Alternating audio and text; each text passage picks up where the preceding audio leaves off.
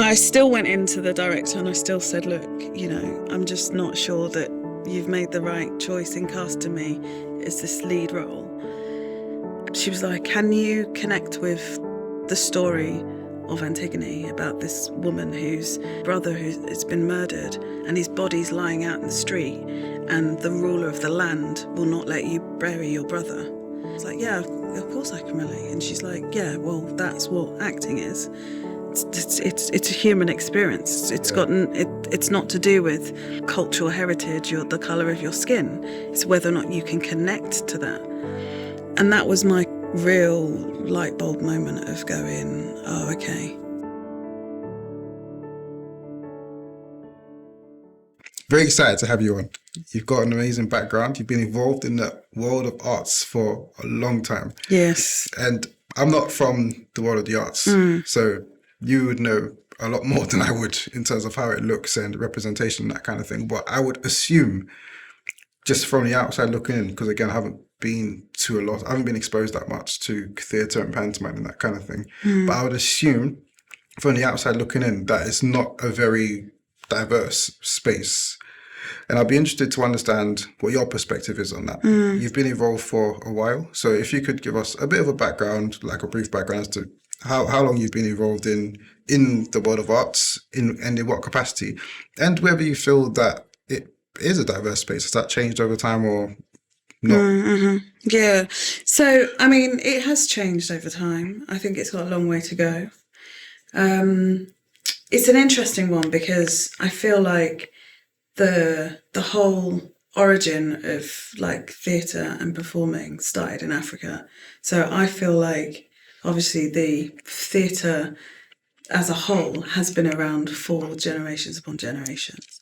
I think what has happened over the most recent times has been the fact that there's been this kind of like elitism about like what is good theatre, who gets to tell these stories, what the price point is even to go to theatre. So it's like all of a sudden all of these barriers have come up, and so therefore then it's felt like black people and marginalised people have been like kind of like pushed out of the world of theatre, and the arts as well. I think that's the same as on, you know, TV and screen as well. It's definitely got better, but it's definitely got a way to go. In terms of like my background and journey into the arts, you know, I was in primary school, I think, and my mum took me to a local pantomime. Nothing special, just like small little village hall type thing, and there were these children in it, and I was like, Mum, I want to do that, and that was it. It was that simple. My mum then signed me up. Boom, I was in. Well, yeah, I was the only black child in that group. But it was something that I really wanted to do.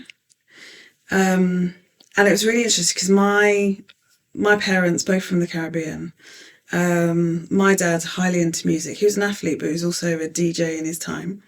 So in my house at home, music was always blasting. And so our kind of like, our cultural sensibilities were so strong within that. But then I would go to my performing arts activity, which would be nothing like that at all. And I remember like there was some time. So I guess in that kind of like pantomime world, everything's kind of over the top and very performative and very much about just like pure Christmas entertainment.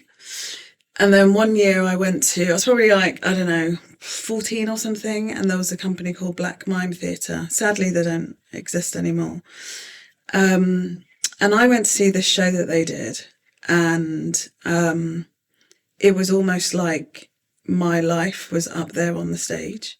And that was the first time that I realised how powerful theatre can be when you can see yourself represented in the story that is there in front of you. I felt, you know, I was really emotional about it. It just, you know, it connected. It was like a mother and daughter kind of story. It was just like so impactful.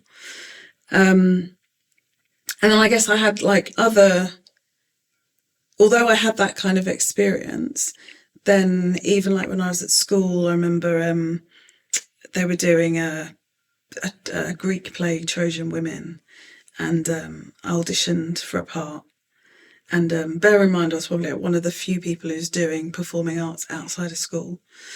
And I didn't get the part that I went for. And I asked the teacher, oh, is there another part I can play?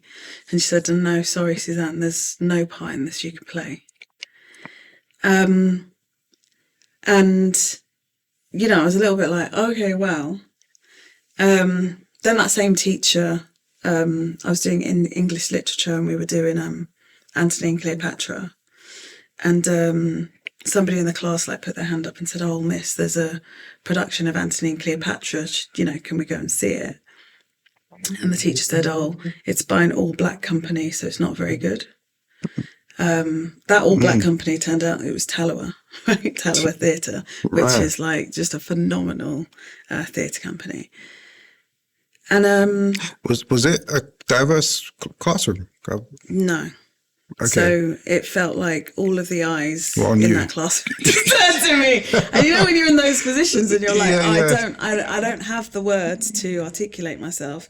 I'm just like inside my body, all of the, you know, everything is changing, right? And then like sometime later, the teacher pulled me aside and you know, was chatting to me about something else. And it was then that I kind of like had the courage, and I said, you know, I just wondered why you said that production is bad because it's an all-black company. And she was like, oh, but Suzanne, you know, Shakespeare, you know, it's Shakespeare, and Shakespeare wouldn't have even known black people, and you know, they even had a donkey on stage. I mean, how ridiculous could that be? And you know, I'm kind of like, you know, when you're kind of like gathering up a little bit of words, but you're almost like whispering and like saying, you know, like I said, yeah, but it's Antony and Cleopatra, so it's set in Egypt. So maybe that's why they decided to do it in that way. Or I said, you know, Shakespeare not knowing black people. And I'm like, but he wrote Othello. So do you know what I mean? Yeah. She's like, yeah, but you won't get an understanding of the truth behind Antony and Cleopatra if we go and see it and it's an all black cast. Right? So those are the things that like, and these differences between like, got this passion of what I want to do, and then I've got the perceptions of what I'm able to do. Yeah. You know? And like, when I went to, you know, through all of that, in any case, I went to drama school. And it's interesting, in my first year at drama school, two instances here really. Like one was that, we had this very kind of like, was he Russian? Very like Russian teacher with really method and all this sort of stuff, right? And so we had these one-to-ones, and he was like, where do I see my career wanting to go? And at the time, my biggest representation was Andy Peters in The Broom Cupboard. I don't know if you're into that. No, Andy Peters used to do he started out on CBBC, and he used to do this little thing in a broom cupboard. They used to call it In the Broom Cupboard, with this puppet, right? Okay. But I used to really love it, right? So I say to this like really renowned Russian director, you know, well, you know, I'd be happy if I was just like doing some kind of like entertainment thing like Andy Peters in The Broom Cupboard. And he's just like, look at me, like, you're training to be an actor. And that's how, but you could see where, you know, because of my experiences before, I'd kind of like lowered the ceiling for myself. Yeah. Because I was like, well, nothing else is realistic. The other experience was like, we were doing, it was another Greek play, and Antigone. And that was going to be our first major play in our first year. And so the director said, oh, you can write down on a piece of paper what character you would like to play. And so there's a really small part of the soldier. And I was like, yeah, comes on, not connected to anyone. So none of that kind of like issue about who's related to who. Does a little bit comedy thing, goes off. I'm like, yeah, I can do that. And when the casting came out, the director, she cast me as Antigone. And I was, there was me as one black girl in the year, and there was a mixed race girl. Everyone else in the year is white. I got on the phone to my mum. I was like, Mum, this is ridiculous. She's cast me as Antigone. This is just going to be embarrassing because there's no one to play my brother, my uncle, the sister. Like, it's just going to, like, I'm just going to be on show. And they're just doing it to humiliate me, and you know, just went on this whole rant. My mum kind of like gave me some slaps down the phone. Like, you know what I mean? You're at drama school, you get cast as the main role, and you're seriously going to go in and tell them, no, I need the line, you know, the small part, you know, and I still went into the director and I still said, look, you know, I'm just not sure that you've made the right choice in casting me as this lead role. And she was like, oh, but, you know, okay, but can you connect with the story of Antigone about this woman whose, you know, brother has been murdered and his body's lying out in the street, and the ruler of the land will not let you bury your brother. And you're doing whatever you can to say that I need to let my brother's body go to rest and I need to bury him.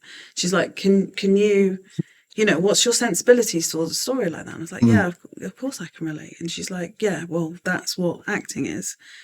It's a human experience. It's not to do with, you know, your cultural heritage, the colour of your skin. It's whether or not you can connect to that.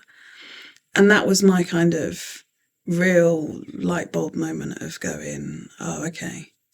And that's when I started to go, right, I can really delve in. And that kind of like opened up my whole, I guess kind of my aspirations were just risen. It's like almost like, you know, this pressure cooker of all this talent that I had inside that was kept down, and somebody took the lid off. Yeah. And all of a sudden I was like, oh, okay, I can breathe. I can, you know, and I think really that's been my driving force actually behind, I guess, one, the choices that I've made in terms of the productions that I've been involved with as an actor, but then also for sure my role at Theatre Peckham of, you know, providing these opportunities for young people to really feel like who they are is enough and their authentic self has got a value within the whole, you know, structure of what the arts is.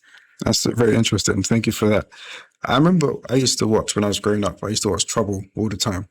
So Trouble was Black American shows, primarily, but, you know, like Fresh Prince and My Afro Kids and One-on-One, etc. I used to watch Trouble from like all day. That's all I was watching.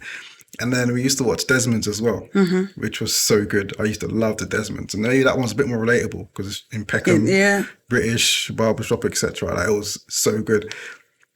That popped into my head when you was talking, particularly about the experience where you were, forgive me if I got the age wrong, you said you were 14 when you watched the play. The Black Mime Theatre. Yeah. And then something resonated about that particular performance, and then it touched you in a certain way and made you feel emotional and cry, etc. And I think it points to the importance of, one, representation on screen, in the arts, etc., and two, powerful, authentic storytelling as well. I'm wondering, what was it about that in particular that touched you so much? For sure, it was about seeing the Black people on stage. Secondly, it was the story that they were telling. It felt that, like I said, I could relate to what those characters were going through because it was very similar to my experience. Not everything, but, you know, a lot of it. And I think... and how it was told. And the reason why I say that is because, like, sometimes I hear people saying that, you know, but theatre with Black people in or Black actors in shows has been going on forever, which kind of like it has. However, the thing that is changing right now, which is what's needed, is also the minds behind that work.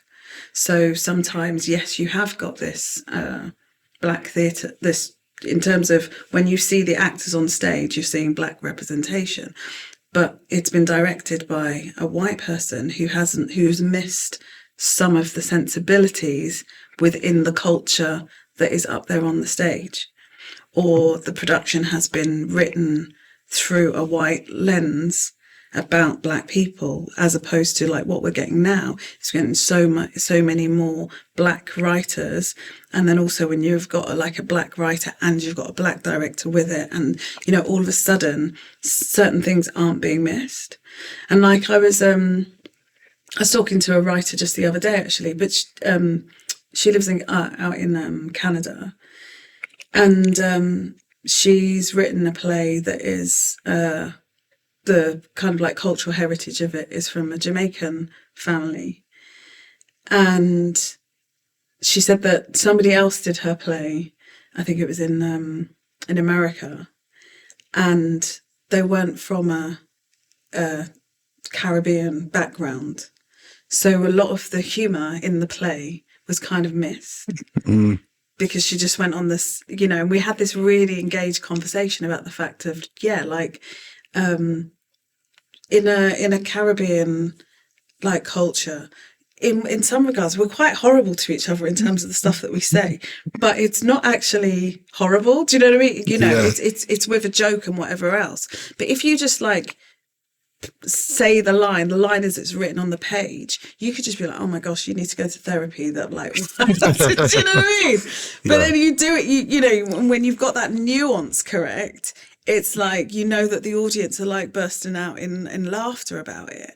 So it's, so I think that's the piece of work that's, when we say like things are developed, that's what's needed to happen. And I think that's what made me, that piece of work by Black Mime Theatre, the reason why it was phenomenal for me was because of the whole package of it in terms of, Black writer, Black director, Black actors on the stage, and, a story that's centred around a Black experience. Have you ever been involved in a production, whether that's from as an artistic director, whether that's as an actress, as some kind of a coordinator or facilitator of some sort, but just involved in some kind of a production where the same way that this play production touched you when you were younger, have you been involved in something? I often hear with people, when actors and actresses and stuff, when they're getting preparing for roles and having to really embody the character. Like you said, your drama teacher said to you, you need to be able to connect. And then I'm assuming with some particular roles, it might shift something inside of you. Have you ever been involved in something, particularly when it comes to Black representation, where it's really fundamentally shifted something inside of you? Yeah. I mean, loads. Yeah, lots. Do any come to mind? Ones? Yeah. I mean, I did a play called, oh my God, I've forgotten the play's name. Why have I forgot the name? It's got a very long title. I have before me a remarkable document given to me by a young woman from Rwanda. Is that the name of the play? Yeah, okay. All of that is the title. Yeah. And it's two-hander, and it was about a young woman from Rwanda, and I played that character. And I did so much research and discovery within that play. It was very, very, challenging and difficult story to tell. Very, giving a lot of myself every night, but so important. And I think that's one of the things for an actor to do, where they can suspend what's happening for themselves for the greater purpose of the story that needs to be told. And really great show, got great reviews, did really well. I'm not Rwandan, and I remember we were at because the play went on tour, and there was a talk back after the show, and there were some Rwandans who came to see the show, and there was people in the audience who the audience was majority white, and they were there watching the show. So anyway, we're doing the talk back, and they were like, you're portrayal of this Rwandan woman. It was like absolutely incredible. And are you Rwandan yourself? And I was like, no, I'm not. And they were like, oh, but you have family members who are Rwandan. I was like, no, I don't. And they were like, but how did you do it, so well? You got the nuances of a Rwandan woman perfectly, And I made a joke with a smile. I'm just a fantastic actor. But I looked up at the Rwandans at the back, and they're obviously like, what? She don't like a Rwandan at all. And again, it's that thing of kind of like, because we as Black people, we know how nuanced things are, My heritage, my dad is from Trinidad, my mum's from Bermuda, right? But when people bunch it all into the group together, we know, like, a Trinidadian and a Jamaican is completely like, a Ghanaian to a Nigerian, but to the average eye, actually, if you're Black, you're just all the same, not even basing it on like, Caribbean to African. It's just like, so I don't know why I said that. I've gone off on trail. What was the question? No, it's okay. It's about whether you'd been involved in any particular type of production that shifted you in any way. Yeah, so that one for sure. There's just been so many. There's loads. I mean, in terms of directing, most recently I co-directed with Simon Fredericks this play called Unseen Unheard, which was the story of 6 Black women and their journey with breast cancer. That was such a strong and important production. Again, through it, I learned a lot more than I ever knew. And really, it was written almost like verbatim from the stories of Black women who've been going through their journey with breast cancer, and just really understanding the disparities between a white person and a Black person going through their cancer journey, and just realizing that there are so many small things that could easily be changed, but for some unknown reason, we're just not making those changes. And every night after the production, we had a feedback, a Q&A, and so many people in the audience who just wanted to speak up about their experiences and really wanting to push for change. And yeah, that was really, really special production to be a part of, not just for the, I guess, in a way, the entertainment value of the production, but more so for the political movement that goes along with it. And I think for me, that's what theatre is about. So I'm wondering how you approach these different types of roles when you're involved in them, whatever capacity. I ask that because there's a number of ways in which I feel when it comes to the media more generally, that Black people aren't portrayed in the most accurate or in the best light, and it could be more accurate representations or better representations out there. A lot of it would be to do with the fact that I feel like Black people aren't involved in the writing or the creation of it as much as we should be. So the people who are writing and producing a lot of these things don't directly relate, and then you can tell with how the things are put together. I get how you would approach it as a Black woman to produce some of these things, but then I'm guessing you've been involved in a number of things where you don't have, like, you might be a Black woman, but you might not have this, or you might not have that, but you're still able to approach it in a certain way that will touch people that come across your work in some way, and then they're clearly moved by your work. Like, for example, the Rwanda play, or the one with the women with the breast cancer, or probably a number of other things you've been involved in. Is there a certain way you approach things to make sure that the stories are told in their most authentic fashion? Yeah, I mean, it's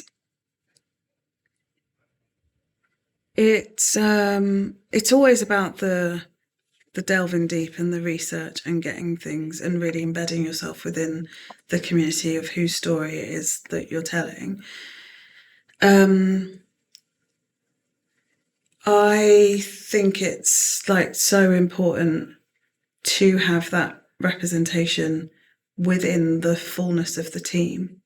So, for example, even with the Unseen Unheard, and we did a filming of that production, like a recording of the show on stage, and it was a black company that did that filming. Because, I mean, you'll know yourself, a lot of stuff is in the edit. So even though Simon and I could have done our job in terms of what we've done live on the stage, it could come down to the edit, and the edit can be a different story. Yeah. Right? So, and I think a lot of times people underestimate how important that is.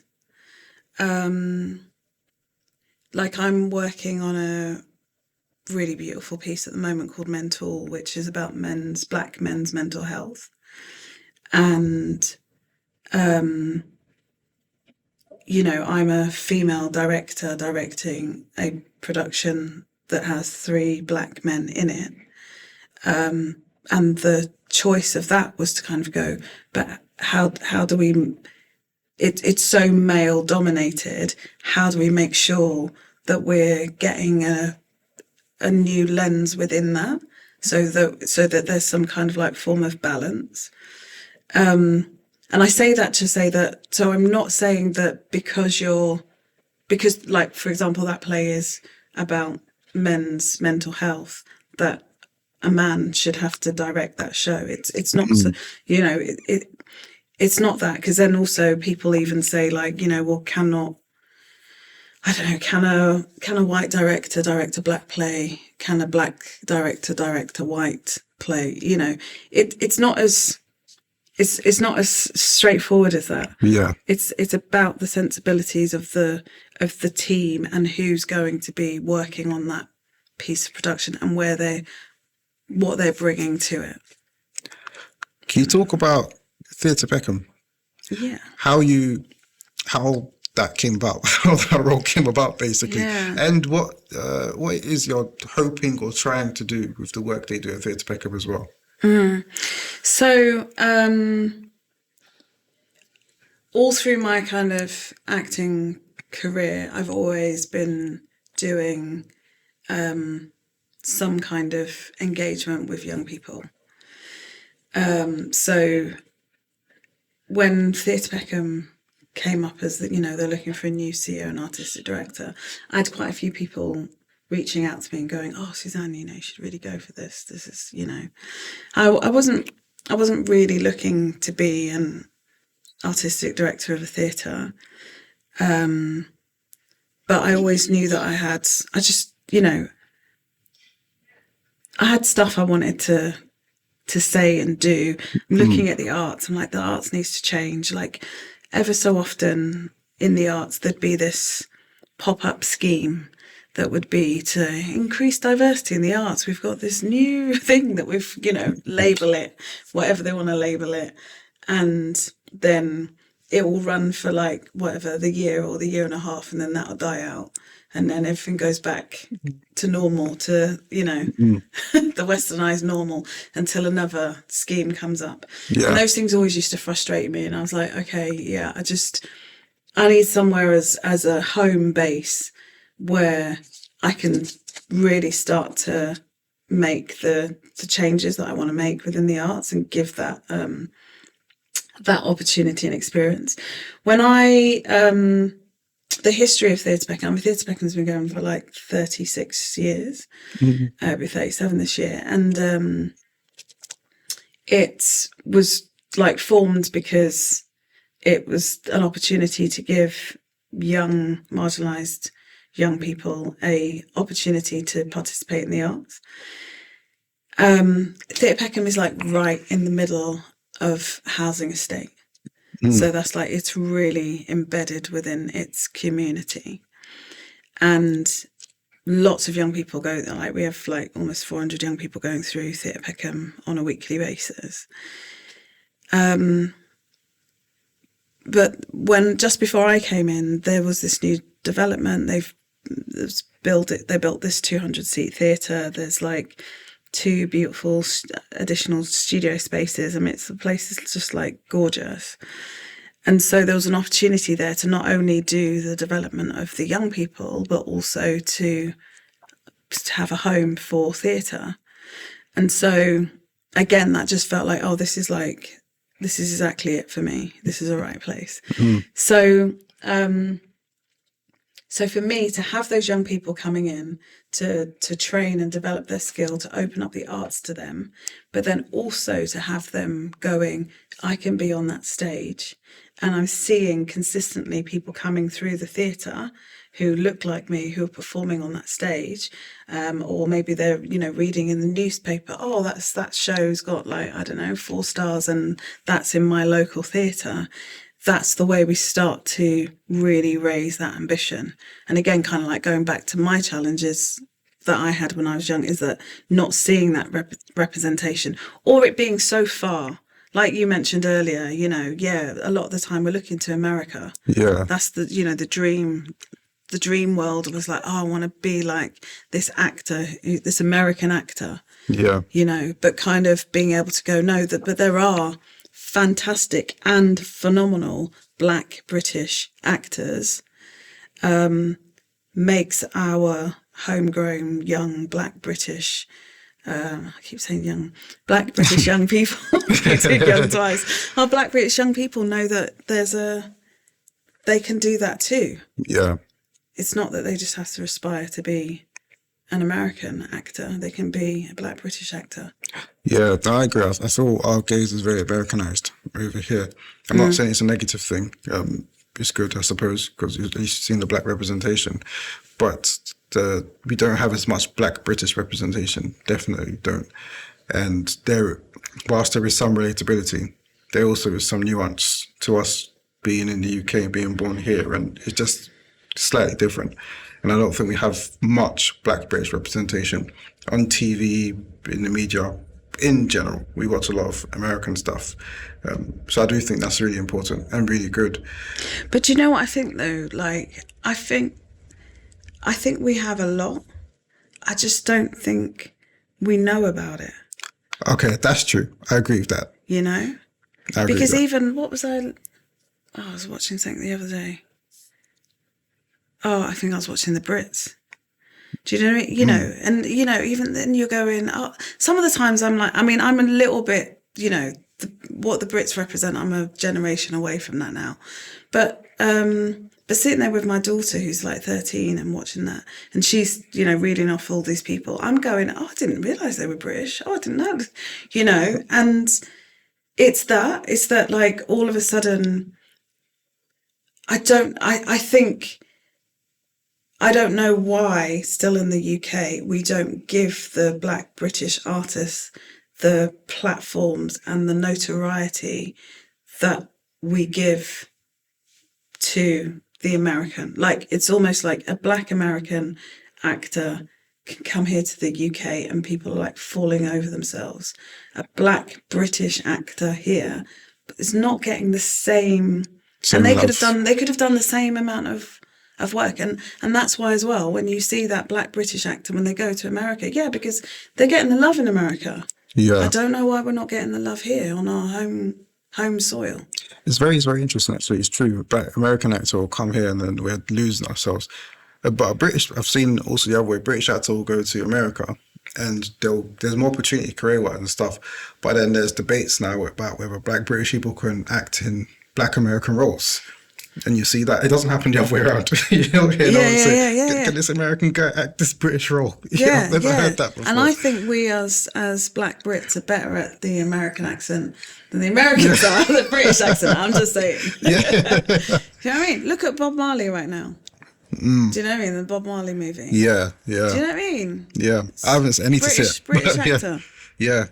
No, it's really true. It's really true, actually. Why is working with young people so important to you?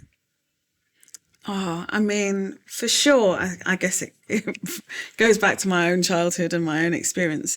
I just feel like there are so many experiences that are around in the world that actually, if you can just widen your scope when you're young, then it can set you up for the rest of your life. Like Theatre Peckham, it's not just about going, okay, we only want young people who are going to go into the arts. No, it's about like these transferable skills that you can use in any which way you want to turn in life. So all of those things about just being able to stand up there on stage, communicate, put forward a case, speak clearly so people can hear, or speak up, all of those things are things that people need in their life, no matter what job they're going into. Being able to understand your body, how it moves, feeling comfortable in your own skin, all of that stuff is what young people get from coming to Theatre Peckham. And I keep joking that ultimately I want to grow them up so that I can have a longer career in the arts, because when I'm in my 80s and things have really changed and they're like, oh, there's more jobs for, older black actors, I've built them from Theatre Peckham. I also get a lot from working with young people. I think when they're in, like our Christmas shows, for example, we have a company of like up to 30 young people in the production working alongside professional actors. And the young people just bring such a joy, like the excitement of being in a production, the giving that they're all, that whole kind of like beauty of that nervous energy, and then like smashing a performance. It's really rewarding for me as well as it is for them. You touched upon your Christmas plays, your Christmas productions. Last Christmas, it might feel like a while ago, you put on the Rapunzel, which I read about, and looks like it was really successful. I mean, it looked like it was really good, basically. And something interesting about that, I say you had an all-black cast. Can you talk about that production, why the decision was taken to have an all-black cast, and what the impact that had on the people that were involved in it and the people that came to watch it? Yeah, so the writer, Jeff Amer, and the composer, Jordan Xavier, we've been working together for the past, 4 or 5 years. And each year we kind of like take a classic Christmas story, pantomime, and then remix that into something that feels like really current for Peckham and our local community. So Rapunzel, Jeff and I were having a conversation about what next to do. Jeff had always said that he always wanted to do a Rapunzel story. And then we were chatting, we decided to set it in a hairdresser's in Peckham. And, obviously because it's got obviously Rapunzel with her hair. But basically she starts using her hair to do all of these different hair designs and stuff like that. So it was super fun, really engaging, really current. The music was like just fantastic. And again, because of where Theatre Peckham is, it's right in the heart of its community. We know that Desmond's was set there, and that was a barbershop. Everything just like clicked to make sense that, the more we can bring this into something that feels super real to our local communities, the more that they will enjoy. And again, seeing themselves represented on stage. Obviously it's Christmas, it's pantomime, characters are taken to their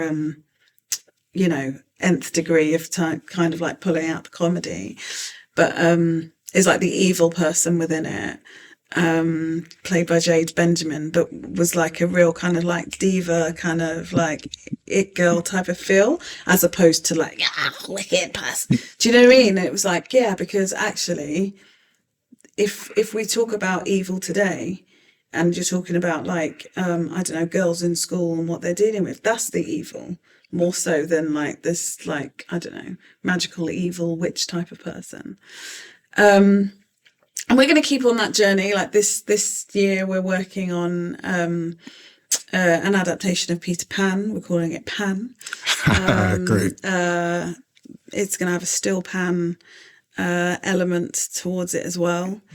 Because we're saying that Peter came out to play. See, pains, pans, or whatever. But again, yeah, it's just kind of going like, how do we get our the heart of our culture into our work? I think in terms of like Christmas shows and pantomimes, like, yeah, there's a real English tradition for that. Like every theatre does their pantomime or Christmas show each year, and you don't often feel represented within that. And they have all of these really kind of like local jokes and stuff like that. And so many times I've gone to see a pantomime and I've kind of gone, yeah, but I don't really resonate with those. You haven't told any jokes or any of the experience from my life. So then that's why we were like, yeah, at Theatre Peckham, we're going to make sure we capture that. Yeah. And we also speak to young people as well, see what they want to, they always have a say within what we're doing. And also they're very good at picking things out. Like if they feel that things don't feel current or don't feel respectful they of tell where you. Yeah. They tell you. It's a good thing it comes with youth, isn't it? Yeah. And you're like, oh, okay. Yeah. So you've been involved in arts for a while, over 30 years from what I could see, from pretty much your whole life, since you was a kid when you saw that first pantomime. When I was looking into your background, I see there's some names of some people who are quite prominent who've been attached to your name that you've worked with in some capacity over the years. And there's probably a number of people who maybe aren't as prominent but are still successful in their own right, who's been attached to you in some way again over the years. You've done a number of different roles. You've been awarded an MBE as well for your work and contributions to the arts. You've given a lot to the arts. And I'm wondering, and I get a very humble vibe from you. Like, you've done a lot, but I just get the vibe that you're humble with it. What sort of a legacy are you wanting to leave in the world of the arts?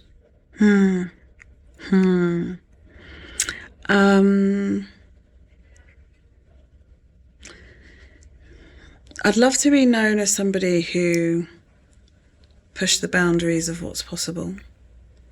Gave people a platform to tell their own truthful, authentic stories. Allowed people to realise that, like, who they are as a person is enough. I feel like, because like I've been at Theatre Peckham for just over 5 years now. And there are some people who keep going, oh, are you leaving now? Is it time to go? Do you realise that? Right. And I'm like, I kind of feel like I'm not done yet. And that's because I just feel like I really need to embed this in a way that nobody can mess with it. In terms of, like, we have to just be able to give people an opportunity to put their stories up on stage. And for a new, like, we're just about to do our Peckham Fringe Festival that happens every year. And those people who apply for Peckham Fringe, the larger majority of them have not had their play up on a stage or even had a reading of it before, or, and it's like going, because for a brand new writer, the best way for them to see whether or not their story works is to actually put it in front of an audience, right? And get that audience feedback, and then they can learn and they can grow and they can develop. And we've had so many productions that have come in like that. They've put it in front of an audience. It hasn't been quite there in terms of like where the end of that journey is, But you go and see it and you go, do you know what? It's a really great story. It's a personal story. It's a truthful story. Audience really engage in it. Audience really love it. And then the next stage is where they start to kind of get it a little bit more nuanced, probably get some more money behind it to, you know, get a better set or all those kind of like other things that theatre shows have.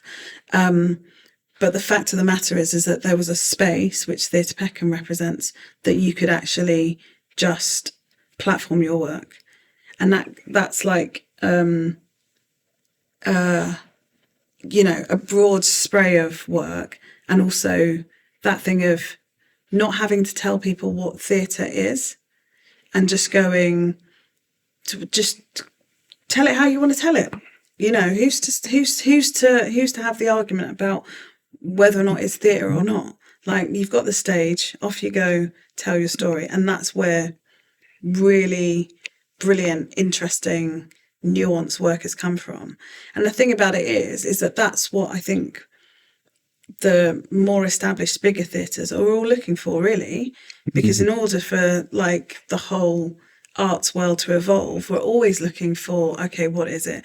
It's no different in the music industry when somebody samples a piece of music, like, what's it called, when he sampled like the song from Annie and put that into, do you know what I mean? You're like, how's that, how are those two going to go together? Yeah. And you do it and everyone's like, it's amazing, you know, so many things like that.